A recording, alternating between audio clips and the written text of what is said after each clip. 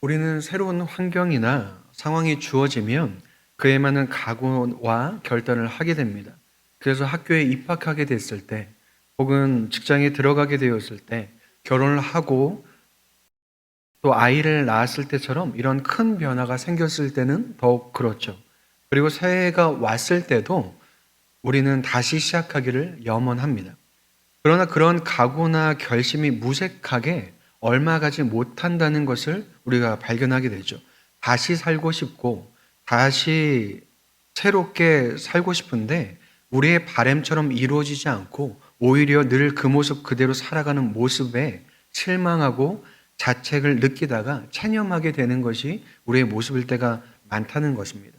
그래서 나이가 들수록 스스로 새로운 소망이나 기대를 갖기보다 지금이나 잘 살기를 바란다는 거죠. 어찌 보면 자연스러운 우리의 모습이고 현실인 것 같지만 믿는 자로서는 우리가 어떤 기대와 소망을 가져야 하는지 나누어 보고자 합니다. 방주에서 노아와 가족들이 나온 후에 가장 먼저 하나님께 제사를 드렸다는 것을 지난주에 나눴습니다. 하나님께서 노아의 제사를 기쁘게 받으시고 다시는 인류를 멸하지 않을 것이라 약속하시죠. 그리고 나서 9장이 시작되면서 하나님께서 말씀하시는 것은 무엇인가요? 오늘 1, 2절 말씀 같이 읽어볼까요? 하나님이 노아와 그 아들들에게 복을 주시며 그들에게 이르시되 생육하고 번성하여 땅에 충만하라. 땅의 모든 짐승과 공중의 새와 땅에 기는 모든 것과 바다의 물고기가 너희를 두려워하며 너희를 무서워하리니 이것들은 너희의 손에 붙였음이니라. 생육하고 번성하고 땅이 충만하고 정복하고 다스리라고 다시 말씀을 하십니다. 대상만 아담과 하와에서 노아와 그 아들들로 바뀐 것이죠. 왜 이 말씀을 다시 주셨을까요? 이제 노아가 인류의 새로운 대표가 되었기 때문에 그렇습니다. 홍수 이후에 하나님의 사람으로 살아갈 첫 존재가 되었기 때문이라는 거죠. 그런데 처음 이 말씀을 주실 때와 동일한 것은 무엇인가요? 가장 먼저 복을 주셨다는 거죠. 노아와 그 아들들에게 이미 그 존재로서 축복하셨고 이 땅 가운데서 하나님의 자녀라는 정체성을 갖고 그것을 나타내며 살아가게 하셨다는 것입니다. 태어났기 때문에 혹은 존재하기 때문에 살아가는 것이 아니라 그들을 축복하시며 삶의 목적과 이유를 말씀을 통해서 담아 주셨다는 거죠. 그래서 생육하고 번성하라는 것은 이미 주어진 말씀을 또다시 반복해서 주어지는 것처럼 느껴지지만 그 말씀이 다시 주어지는 것은 당연한 게 아니라 하나님께서 우리를 포기하지 않으셨다는 증거입니다. 우리가 살면서 실수하는 것은 당연한 일이죠. 그런데 실수가 반복이 되면 어떤 생각이 드나요? 고의라는 생각이 듭니다. 어떤 사람이 실수하고 틀려서 한두 번 도와줬는데 계속해서 10번이고 20번이고 실수한다면 계속 도와줄 수 있을까요? 그럴 수 없다라는 거죠. 그리고 그 횟수가 100번, 200번이라면 단순한 실수가 아니라 실수라고 받아들일 수 없다라는 것이죠. 고의라고 생각하게 된다는 거죠. 하나님께서 사람을 지으시고 나서 복을 주시고 생육하고 번성하라고 말씀하셨습니다. 그러나 홍수가 있기 전까지 사람들이 한 일이 무엇인가요? 죄와 잘못뿐이었다는 거죠. 하나님께서 주신 복을 가지고 생육하고 번성하는 것이 아니라 죄를 키우고 그것을 확장시켜 나갔다는 거죠. 하나님께서 생육하고 번성하라고 그 말씀을 차라리 하지 않으시는 것이, 사람에 대한 기대를 하지 않으시는 것이 더 나은 선택일 수 있었다는 거죠. 그런데 하나님께서는 어떻게 하시나요? 복 주시고 그 말씀하시기를 주저하지 않으셨다는 것입니다. 그 이유가 무엇일까요? 그 일을 이루는 것이 내가 아니라 하나님이시기 때문에 그렇습니다. 하나님께서 나의 삶을 통해서 내가 하나님의 자녀로 살고 하나님의 사람으로 살아가는 것을 이뤄내시겠다는 하나님의 선포라는 거죠. 그렇다면 노아 이전에 아담과 하와에게 동일하게 말씀하셨다면 그때도 하나님께서 이루셨으면 됐을 것인데 왜 다시 말씀하셨을까라는 생각이 들고, 그렇다면 아담과 하와에게 말씀하셨을 때는 그것이 실패가 아닌가라고 생각을 하게 된다는 거죠. 여러분, 그 차이가 무엇이냐면 아담과 하와는 스스로 하나님의 말씀을 지킬 수 있었던 상태에 있었다는 것입니다. 그런데 이제는 죄와 타락으로 인해서 그럴 수 없는 상태가 되어버렸다는 것이죠. 그런데도 다시 이 명령을 주셨을 때는 사람의 능력이 아니라 하나님의 은혜가 우리에게 목적하신 바를 친히 이루어 가시겠다는 선포가 되며 선언이 된다는 것입니다. 우리가 잘할 것 같아서 그러신 것이 아니라 우리가 실패해도 하나님께서는 포기하지 않으시겠다는 것이죠. 그런데 여러분, 우리의 모습을 보면 어떤가요? 바뀐 것이 보이지 않죠. 내가 하나님의 자녀로 살아가지 못하는 때가 더 많은 것 같고 앞으로도 달라질 거라 생각이 잘 들지 않습니다. 그런데 변화되었기 때문에 하나님의 언약이 있는 것이 아니라 여러분, 하나님의 언약이 있기 때문에 우리가 변화될 수 있다는 것이죠. 그래서 내가 변화되지 않았다는 것을 느끼는 것 자체가 하나님께서 나를 포기하지 않으신 증거가 됩니다. 왜 그럴까요? 하나님께서 나를 포기하셨다면 내가 자책이나 실망이나 죄책감 같은 것들이 생겨나지도 않고 느껴지지도 않을 것입니다.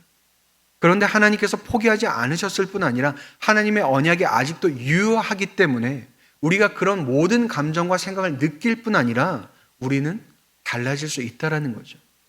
그런데 때로는 이런 은혜가 어떻게 오해되냐면 그것이 마치 하나님의 일이어서 나는 아무런 것을 하지 않아도 되는 것처럼 느끼는 경우가 많다는 거죠. 그래서 마치 하나님이 하신다고 했으니 저는 모릅니다. 저는 아무 상관도 하지 않고 저는 아무 책임도 지지 않겠습니다 라고 말하게 된다는 거죠. 여러분, 하나님과 상관없이 살고자 한다면 여러분, 하나님께서는 나를 지으셔야 했던 이유가 있을까요? 차라리 나보다 다른 동물이나 혹은 로봇이 더 효율적이고 이 땅 가운데 하나님의 뜻을 더 잘 드러내지 않았을까요? 그런데도 하나님께서 나를 지으신 이유가 무엇일까요? 나와 교제하기 위해서 하나님께서 나를 지으셨습니다. 하나님께 반응하며 소통하는 존재로 하나님께서는 우리를 만드셨다는 거죠. 그렇다면 하나님과 상관없이 살아가는 것이 아니라 하나님께 반응하며 살아가야 하는 것입니다. 순종으로 나타나야 한다는 거죠. 그건 당신이 일이니까 당신이 알아서 하라는 것은 여러분, 남한테 할 수 있는 이야기입니다. 사랑하는 사람이나 가까운 사람에게는 할 수 없는 말이죠. 특히나 나를 구해주고 도와준 사람한테는 더욱더 그렇게 말할 수 없다는 것입니다. 그렇다면 우리가 하나님을 향해 그건 당신 일이니까 당신이 알아서 하십시오. 하나님의 일이니까 하나님이 알아서 해주십시오. 라고는 말할 수 없다는 거죠. 그런데 여러분, 우리는 어떻게 살아가나요? 아무런 반응도 아무런 순종도 없이 은혜만 구하며 살아갑니다. 우리는 하나님 없이 살아갈 수 없고 은혜 없이 살아갈 수 없죠. 그렇기 때문에 모든 순간 은혜를 구하는 것은 당연한 일이고 마땅한 일이 맞습니다. 그런데 은혜를 구한다는 것은 하나님께서 내게 반응하기를 구하시는 것이지 내 반응과 내 순종을 하나님께 떠넘기기 위한 것이 아니라는 것입니다. 반응 없는 은혜, 순종 없는 은혜가 어떻게 작용하는지 아십니까? 나를 무너뜨리고 나를 망가뜨립니다. 제가 목요 기도에서도 나눴었지만 오냐오냐 자식을 키우면 어떻게 되나요? 자식을 망치는 일이 됩니다. 자녀에게 해야 할 것과 하지 말아야 할 것을 가르치지 않고 자녀가 해야 할 모든 일을 부모가 대신해 주면 여러분, 그렇게 될 수밖에 없다는 것이죠. 성인이 되었음에도 불구하고 자기가 해야 할 일을 하지 못하고 부모한테 쪼르르 달려가서 이거 해달라 저거 해달라 하는 것이 여러분, 건강하게 자랐다고 말할 수 있겠습니까? 혹은 자기 마음대로 죄를 짓고 잘못을 해도 부모는 나를 사랑하고 부모는 나를 용서해 줄 거라고 생각한다면 여러분, 그가 건강한 성인이라고 말할 수 없다는 거죠. 그런데 우리가 하나님께 바라는 모습이 그럴 때가 너무나 많다는 것입니다. 내가 하나님의 뜻대로 살지 않고 하나님께 반응하지 않고 순종하지 않음에도 불구하고 하나님은 날 사랑하신다, 하나님은 날 용서하실 거야 라고 한다는 것입니다. 여러분, 물론 하나님은 나를 사랑하실 수 있죠. 그렇다면 여러분, 나는 어떤가요? 나는 과연 하나님을 사랑하는 게 맞을까요? 사랑과 반응은 하나님께서만 하는 것이고 나에게는 필요 없는 것일까요? 그렇지 않다는 것입니다. 그러면 나도 하나님을 사랑해야 할 뿐 아니라 그것이 어떻게 드러나야 합니까? 무엇을 했냐, 하지 않았느냐가 아니라 하나님의 사랑에 반응하고 순종해야 한다는 거죠. 하나님과 나는 사랑의 관계로 맺어져 있고 생명의 관계로 맺어져 있습니다.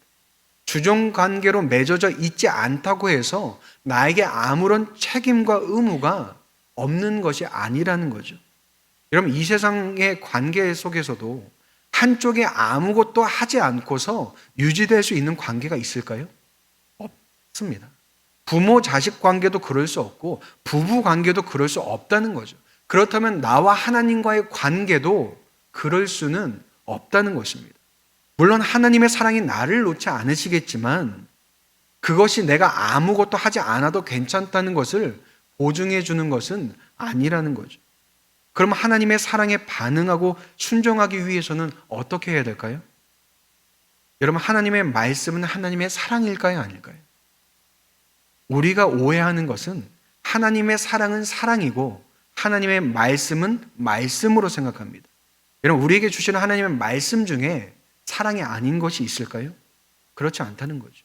그런데 그 말씀 가운데 하나님의 사랑을 발견하지 못하면 하나님이 또 뭐라고 하시는구나, 또 잔소리하시고 또 뭐를 하라고 하시는구나 라고밖에 생각할 수 없다는 것입니다. 그런데 오늘 우리가 불렀던 찬송가 가사가 무엇이었나요? 날 사랑하심, 날 사랑하심, 날 사랑하심 성경에 써있네 라고 말합니다. 그렇다면 하나님의 모든 말씀은 하나님의 사랑인 것을 우리가 알 뿐 아니라 반응하고 순종해야 한다는 거죠. 그렇다면 내가 하나님의 말씀에 반응하고 순종하면 하나님의 사랑이 넘치게 느껴지고 놀라운 변화가 일어날까요? 답은 그렇기도 하고 아니기도 하다는 것입니다. 왜냐하면 그렇다는 것은 우리가 하나님의 말씀에 반응하고 순종할수록 하나님의 사랑이 더 깊어지게 느껴지는 것은 분명하기 때문이고, 아니기도 한 이유는 그것이 한 번에 완성되는 것이 아니라 우리의 평생에 걸쳐 완성되기 때문에 그렇습니다. 그러면 우리가 하나님의 말씀을 따라 순종하고 반응하며 살아도 실패할 수 있고 넘어질 수 있다는 것입니다. 때로는 그 하나님의 사랑이 느껴지지 않는 순간도 찾아올 수 있다는 거죠. 그렇기 때문에 포기하거나 혹은 자책할 것이 아니라 우리의 기대와 소망을 하나님의 신실하심에 두고 성실하게 살아가야 한다는 거죠. 나를 이끄시며 약속을 이루시는 하나님을 믿고 바라보아야 한다는 것입니다. 여러분, 노아는 방주를 통해서 구원을 얻었을 뿐 아니라 하나님의 복과 생육하고 번성하는 명령을 받았음에도 불구하고 어떤 일이 그에게 일어납니까? 농사를 시작하고 포도나무를 심었습니다. 그런데 그 다음 일이 무엇인가요? 포도주를 마시고 취해서 장막에서 발가 벗었다고 성경은 말하고 있습니다. 술 취해서 자기 집에서 옷을 다 벗고 잤다고 생각한다면 그렇게 대수로운 일이 아니다라고 생각할 수도 있죠. 그런데 노아가 포도주를 마시고 벌거벗었다는 것에 대해서 다양한 해석이 있지만 결론은 포도주를 마시고 취함으로써 자기 통제를 잃어버리고 그의 수치를 드러내었다는 것입니다. 성경에서 노아는 의인이라고 말했고 그 시대의 완전한 자라고 말했던 평가가 무색하게 술 취해서 뻗어 있는 그의 모습이 실망스럽죠. 그런데 그 모습을 본 노아의 아들들의 반응은 어떠합니까? 함은 노아의 모습을 보고 두 형제에게 가서 알리고 셈과 야벳은 옷을 가져다가 노아를 덮어줍니다. 그런데 이 모습이 누군가는 알리고 누군가는 수습해 주는 것이 아니라 성경은 그들의 행동을 대비시킵니다. 왜냐하면 둘 다 의도적이었기 때문에 그렇습니다. 함은 의도적으로 노아의 수치를 드러냈고 형제들에게 그 사실을 떠벌렸습니다. 단순히 알린 것이 아니라 아버지를 흉보고 조롱했다는 거죠. 그런데 셈과 야벳은 어떻게 하나요?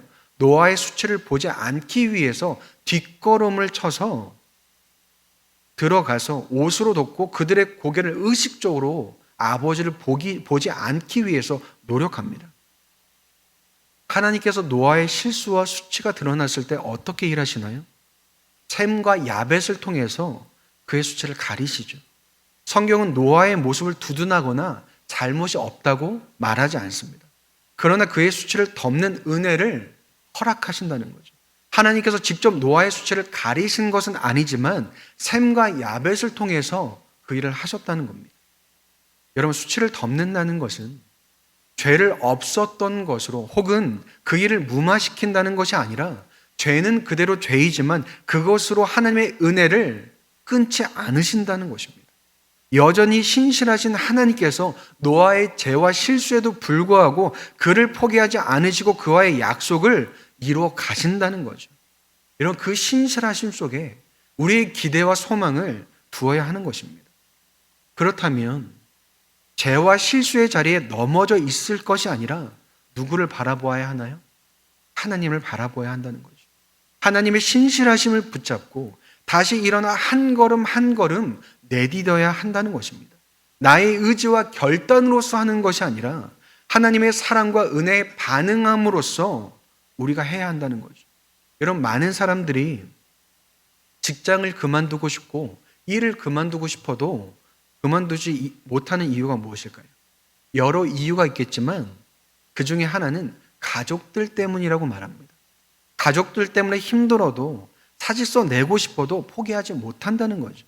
그냥 다 포기하고 내려놓고 싶어도 내 마음대로 하고 싶어도 혼자가 아니라서 그렇게 할 수 없다는 거죠. 그렇다면 마찬가지로 우리도 내 마음대로 내 뜻대로 내 생각대로 살고 싶지만 그렇게 살지 못하는 이유가 누구 때문이어야 될까요? 바로 하나님 때문이어야 된다는 거죠. 나를 사랑하시고 나를 소중히 여기시고 언제나 신실하신 하나님으로 인해서 내 죄와 잘못과 실수에도 불구하고 그 자리에 주저앉지 않고 걸어가야 한다는 것입니다. 그렇다면 여러분, 거기서 우리가 내딛는 그 한 걸음 한 걸음이 무엇이 될까요? 여러분, 그것이 바로 실력이 되는 것입니다.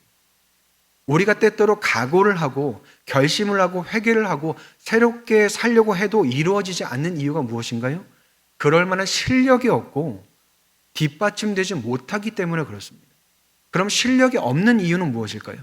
그 실력을 쌓을 수 있는, 그것을 연습할 수 있는 기회와 시간을 갖지 않았기 때문에 그렇습니다. 그럼 우리에게 하나님께서 허락하시는 게 무엇인가요?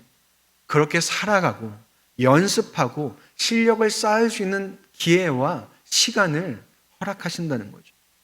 때로는 실패여도 괜찮다고 말씀하십니다. 왜일까요? 실패로 끝날 것이 아니라 다시 도전하고 도전해서 승리로 끝나고 영광으로 끝날 것이기 때문에 그렇다는 거죠. 여러분, 혹시 스케이트 타보셨습니까? 저는 지금까지 살면서 스케이트장을 2번 가봤는데 가서 정말 열심히 타보았습니다. 왜 열심히 탔냐면 스케이트를 탈 줄 알아야 스케이트장에 가자고 말할 수 있기 때문에 이제 사역을 하면서 뭐 청년들 혹은 교회 식구들하고 스케이트장 한번 가보려면 제가 탈 줄 알아야지 가져가지고 제가 가만히 있는데 가자고 말할 수 없으니까 가서 열심히 배웠습니다. 그럼 제가 스케이트를 배우려고 정말 열심을 가지고 정말 단단히 정말 열심히 탔는데 가서 넘어졌을까요? 안 넘어졌을까요? 네, 넘어졌습니다. 얼음이 깨졌을까요? 안 깨졌을까요? 네, 깨지진 않았습니다. 그래서 제가 스케이트를 배웠을까요? 못 배웠을까요? 못 배웠습니다. 조금만 더 탔으면 배웠을 수 있었을 텐데 못 배웠습니다. 2번으로는 안 되더라고요. 그런데 한두 번만 갔으면 이제 딱 스케이트를 탈 줄 안다라고 말할 수 있는 실력이 되었을 것 같습니다. 여러분, 하나님께서는 우리의 마음만 받으시는 것이 아니라 나의 실제적인 행동도 받으십니다. 우리는 마음만으로 관계가 유지되지 않는다는 것을 이미 알고 있죠. 그런데 자꾸만 하나님을 향한 내 마음이 진심이라는 것 하나로 우리가 모든 것을 해결하려고 하죠. 그래서 진심만 있으면 하나님과의 관계도 신앙생활도 더 이상 필요하지 않고 다 이루어지는 것으로 생각하고 살아간다는 것입니다. 여러분, 무엇의 진심이라는 것은 마음만을 이야기하는 것이 아니라 그에 따른 행동을 포함하고 태도를 포함한다는 거죠.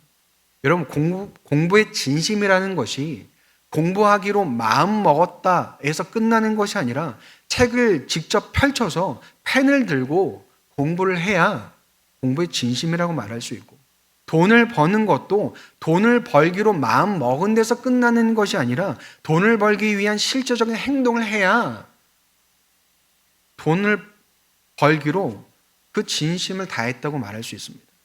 그렇다면 하나님께 진심이라는 것도 마음 먹은 데서 끝나는 것이 아니라 그것이 믿음 안에서 실제적인 행동으로 드러나야 한다는 거죠. 여러분, 만약에 셈과 야벳이 아버지의 수치가 드러난 것을 알고도 안타깝다라는 마음으로만 혹은 생각으로만 머물러 있었다면 여러분, 그들이 축복받을 수 있었을까요? 축복받지 못했을 것입니다. 그런데 그는 어떻게 했나요? 뒤로 돌아서 그렇게 걸음을 옮겨서 장막으로 들어가고 고개를 돌리지 않고 옷으로 노아를 덮어주었습니다.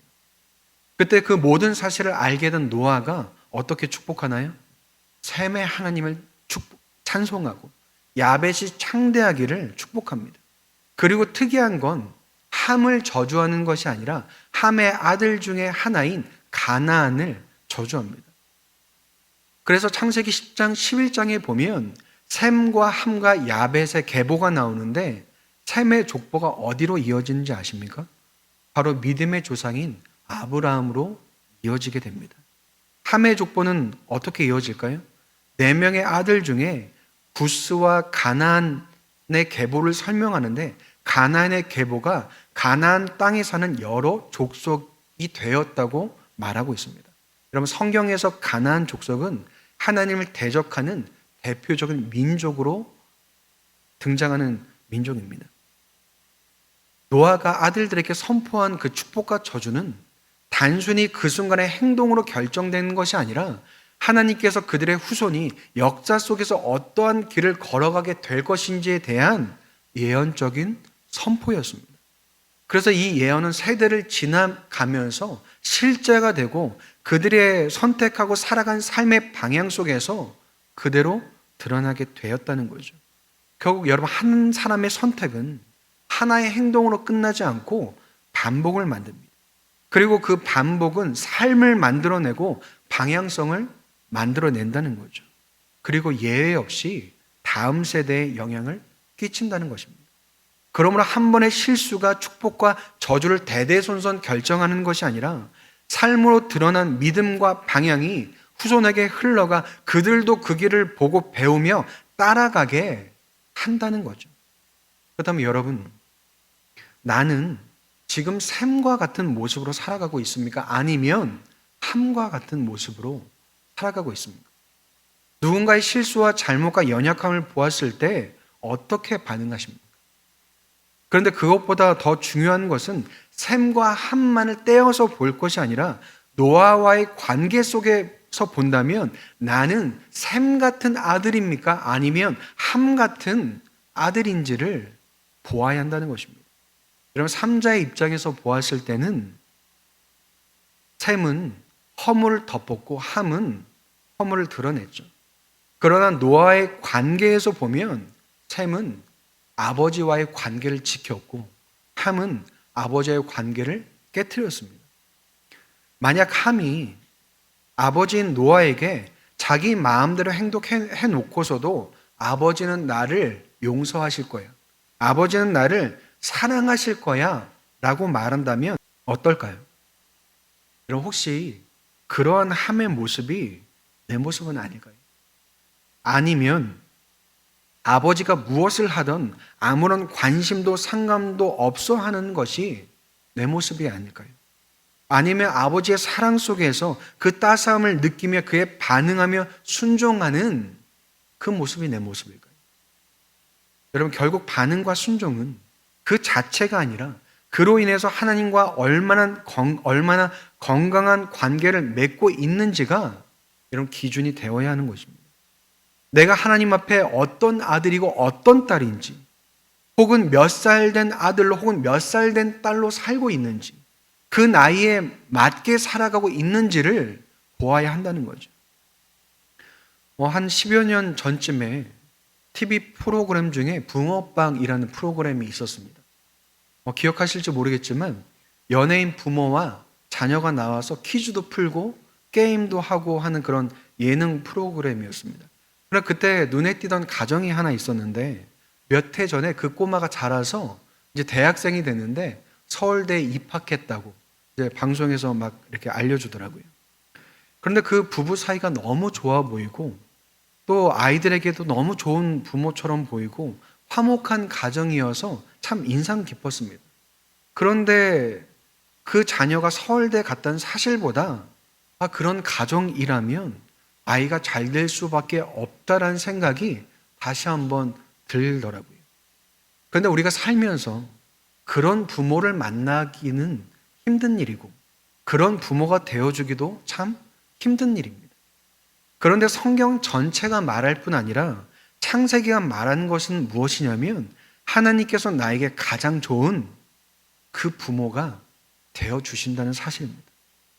앞으로 아브라함과 이삭과 야곱과 요셉의 이야기도 다뤄지게 되겠지만 성경이 그들을 이야기하는 이유는 그들이 대단해서가 아니라 그들을 품으시는 하나님이 얼마나 크고 위대하신가를 반복해서 보여주는 것입니다. 그렇다면 오늘 말씀을 통해서 우리에게 말씀하시는 것은 똑바로 살아라, 나이값 해라, 반응하고 순종해라가 아니라 내가 너의 좋은 아버지가 되어주고 너의 모든 것이 되어줄 테니 너는 내 품 안에서 나의 관계 안에서 내 사랑을 느끼고 반응함으로써 자라가라 라고 말씀해 주시는 것입니다. 샘과 같은 사람이 되고 완전한 사람이 되어라 라고 말씀하시는 것이 아니라 함과 같은 모습에서 머무르지 말고 하나님의 사랑에 반응함으로써 샘과 같은 사람으로 그 방향을 향해 한 걸음씩 나아가자고 우리에게 말씀하시는다는 거죠.